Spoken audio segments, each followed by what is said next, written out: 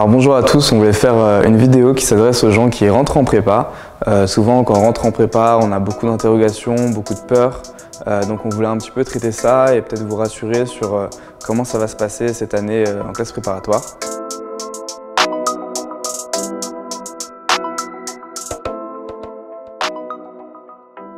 Alors d'abord, je vais me présenter, donc je m'appelle Yann Amadieu, j'ai intégré HEC Paris l'année dernière.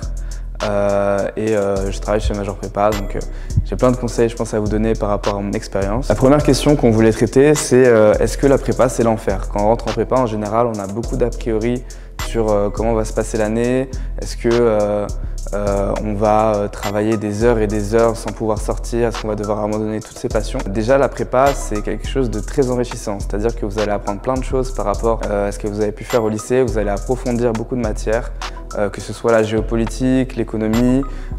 Comme disait un de mes carrés, vous allez devenir des gens stylés. C'est-à-dire que vous allez pouvoir, à des dîners de famille, raconter des choses très poussées. Vous allez apprendre des choses très intéressantes. Donc c'est aussi un sentiment qui est très important en prépa, c'est de se sentir découvrir des choses, se sentir évoluer, se cultiver, et c'est très important pour l'appréciation de la prépa. Ensuite, vous allez acquérir une grande capacité de travail. Pas une capacité de travail qui consiste à passer des heures et des heures devant des cahiers à travailler, mais une capacité d'organisation en fait qui va vous permettre de réaliser beaucoup de choses en peu de temps. C'est quelque chose qui va vous suivre toute votre vie, dans votre vie professionnelle.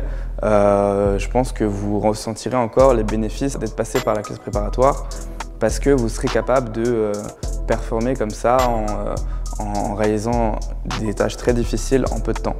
Ensuite, sur un point qui est quand même plus fun, vous allez vous faire beaucoup d'amis. Et les amitiés qu'on se crée en prépa, c'est quand même des amitiés qui restent pendant très longtemps.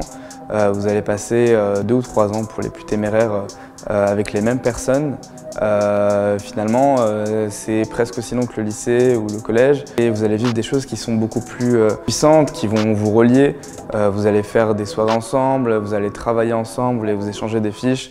Sur ça, ça va vraiment devenir vos amis et vous les garderez même si vous n'allez pas dans les mêmes écoles, et vous verrez qu'il y a vraiment quelque chose de spécial avec ces amis-là. Et ensuite, même en prépa, vous allez beaucoup profiter, vous allez découvrir aussi la vie étudiante et les soirées étudiantes dans l'enseignement supérieur, qui sont quand même différentes de celles qu'on a au lycée et qui sont aussi très sympas. Je vous laisse découvrir les week-ends d'intégration, les soirées d'intégration, toutes ces choses-là. Vous allez aussi beaucoup profiter pendant vos années, ne vous inquiétez pas. Deuxième question que les gens se posent beaucoup en général, c'est l'impact des notes qu'on a pu avoir au lycée sur les performances en prépa. Et il y en a peut-être parmi vous qui se disent voilà, j'ai pas eu des notes extraordinaires au lycée, j'ai été pris en prépa, je vais galérer, etc.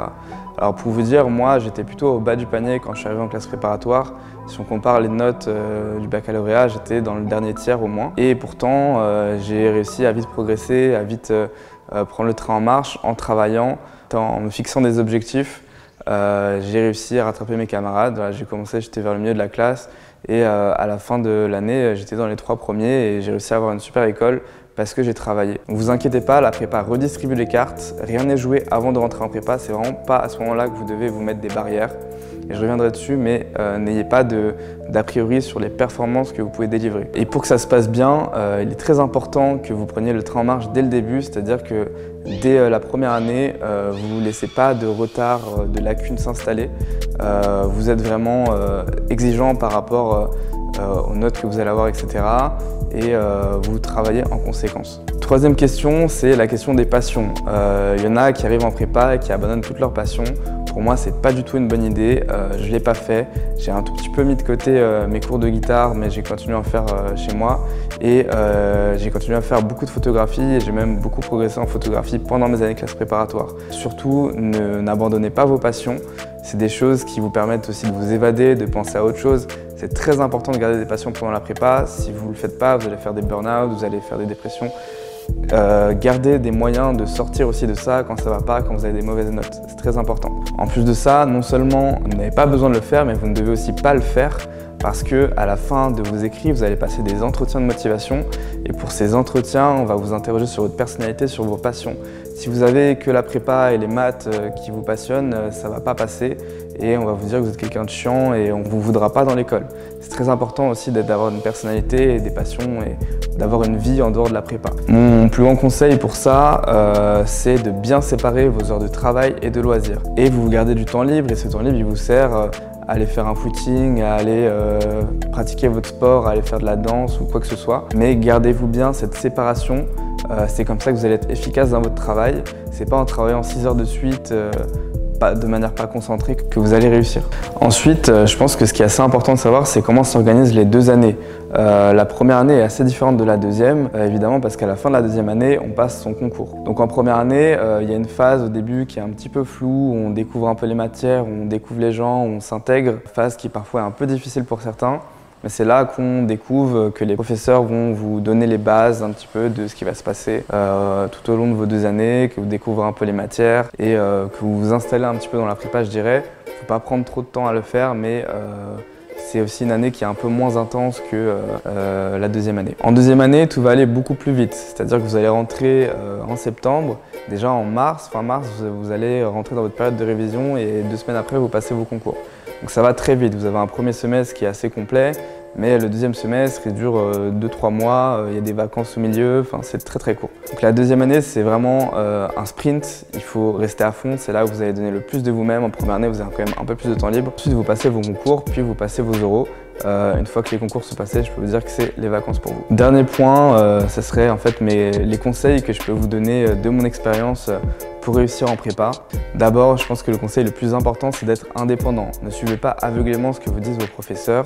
Je le dis, vous avez le droit de ne pas écouter ce que vous dit un professeur. Si un professeur de langue vous donne trop de travail par rapport à ce que vous devez effectuer dans cette matière et que vous avez des lacunes, par exemple en mathématiques, en géopolitique, ne passez pas trop de temps dessus. Vous avez le droit de désobéir à vos profs, vous avez le droit de savoir ce qui est bon pour vous. Et c'est très important aussi de ne pas avoir un horizon très court qui s'arrête au DS de la semaine prochaine, mais d'avoir comme horizon très tôt les concours et savoir ce que vous avez besoin d'effectuer comme travail pour les concours. Ensuite, ne négligez aucune matière. Ce que j'ai dit pour les langues, ça ne doit pas vous empêcher de ne pas faire de travail en espagnol sous prétexte que le coefficient est beaucoup plus faible. N'oubliez pas que les points forts peuvent vous faire des mauvaises surprises au concours. Les points faibles, ils ne vous feront pas des bonnes surprises. Si vous êtes mauvais dans une matière parce que vous ne l'avez pas travaillé, vous n'aurez pas une bonne surprise au concours. Donc évitez le plus possible d'avoir des points faibles. C'est comme ça que vous allez avoir de la stabilité dans vos résultats et que vous ne serez pas déçu à la fin. Priorisez quand même globalement les gros coefficients. C'est sûr que vous allez plus travailler en maths qu'en LV1, LV2 en contraction, mais essayez de ne pas avoir de points faibles. Et dernier conseil, je dirais, soyez ambitieux. Comme je l'ai dit au début, vous n'avez pas de limite aux écoles que vous pouvez avoir. Surtout quand vous venez de rentrer en prépa, rien n'est fait. Donc c'est très important de se fixer les objectifs à la hauteur de vos ambitions. Vous pouvez avoir n'importe quelle école, il n'y a pas de personne qui est plus intelligente, plus forte, quoi que ce soit. Quand vous arrivez, vous avez réussi, vous êtes intelligent. Donc allez jusqu'au bout, vous ne laissez pas démoraliser et gardez votre motivation jusqu'au bout et vous aurez l'école que vous voulez. Et après, vous verrez, vous serez très heureux. Voilà, merci.